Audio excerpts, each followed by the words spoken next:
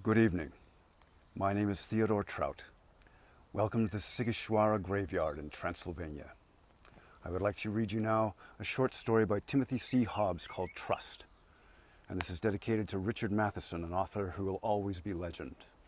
Most of the vampires only come out at night now. A few still amble around in the daylight, but not that many. I guess the supply of sunscreen is about used up, and that's just as well. Vampires belong to the night.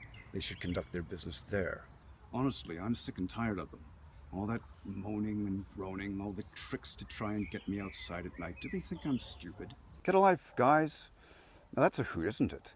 Me telling the undead to get a life. I'm 12 years old and I have my whole life ahead of me. As long as I play it smart, that is. You could say I'm Richard Matheson's Neville from I Am Legend. Vincent Price with all those wooden stakes and unfinished business to get done. Of course, I don't really have any wooden stakes. I'm letting time do that work for me. I know they will eventually starve. I can see that they're getting weaker day by day and night by night. And me? I'm okay for food. I have a humongous supply of canned spaghetti, the kind made up of pasta and sugary tomato paste. It's boring, but it's all I need. The water's still working in the apartment, but not the lights. Boy, I sure wish those lights were still working. I can talk like a brave kid in the sunlight, but I really do get scared at night. After all, vampires are predators, and I possess all that warm red gushing through me they desire. Why aren't these bloodsuckers a little more health conscious anyway? You'd think they'd realize they need to stay in shape. Jog, pump up, drink some protein powder, put some red dye in it to let them pretend it's blood. And why all this fuss about blood? It can't be all that nutritious, just protein and salt water. Big deal. If I could only make them listen. Talk about being stubborn. Oh well, it's time for me to check the locks. Daylight's fading. Another day. They can't get in at night. It's not just the locks or me not inviting them, it's the silver too. After my dad died, years before the plague that is, I inherited his coin collection. There were a lot of silver dollars in it. Good thing too, they came in handy. I stuck them around the door and window frames with electrical tape. I'm pretty sure it helps keep them out. Now if I could only keep them from talking, especially Mom. She tells me she wants to come in and hold and kiss her little boy, but I know it won't be any good night kiss, it'll be a sharp one. I'll pass, thank you very much. And what am I supposed to do about Abby? She comes to my door in the morning, not at night. She swears she is just like me and that I should let her in. Who knows? Maybe Abby isn't one of them. She comes by after they've plodded back to their hiding places.